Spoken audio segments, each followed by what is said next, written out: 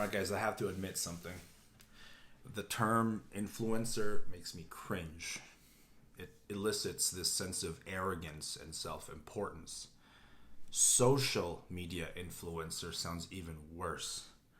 It conjures up the same sense of arrogance and self-importance with the added connotation that it is unearned. By definition, a social media influencer is someone who has a large audience on their social media accounts and who leverage that influence to persuade people to buy products and services. So, to a degree, yes, I fit that description. Still makes me cringe though. Now, social media influencers can make a lot of money, just not in FMA. I want to get this out there. It's important. It's important because if you think critically, it should lead you to my true intentions. Why would someone making good money and gaining prominence in the tactical community all of a sudden give that all up, and even to alienate some members of that other audience in order to promote FMA in that channel? For ego? For notoriety? That's what some of my critics like to claim, but why do they think that way? Well, it's because they believe FMA is theirs. Their entire identity and self-worth is tied into how prominent and respected they are in this community. And so they vilify the newcomer who gains more successes than them in a shorter time and with greater effect. If it's deemed arrogant of me to be proud of my contributions to FMA, so be it. I will not be shamed of my successes. And let's be real. You know the kind of people who don't make these hateful, jealous commentary about me in public? Fighters. People who actually suit up, square up, and test their FMA against anyone. People who validate their knowledge under pressure. Now, why do you suppose that is? I'll tell you.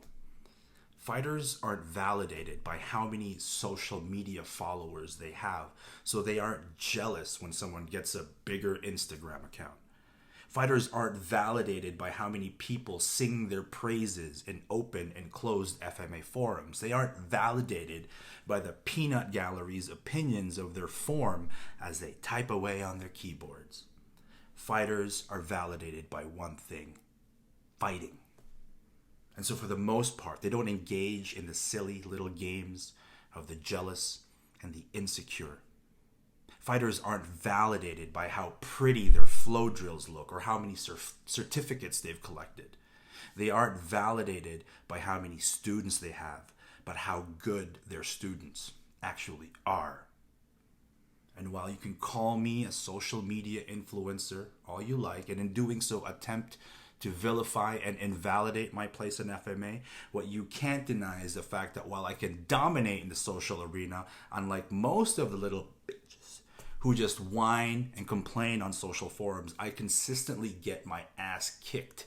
And sometimes I even have successes in the arena of FMA that matters most, and that is inside the tribal circle, squaring off violently against an opponent who wants to cave my face in, who wants to make a dent on my mask and leave scars on my skin. The people who I have squared up against don't misunderstand me at all, because that is the kind of communication that filters out all the lies, deceit, and dishonesty that plague those who only fight in online forums.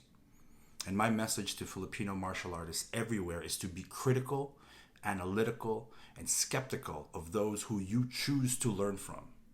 And guess what? The good ones won't mind that at all.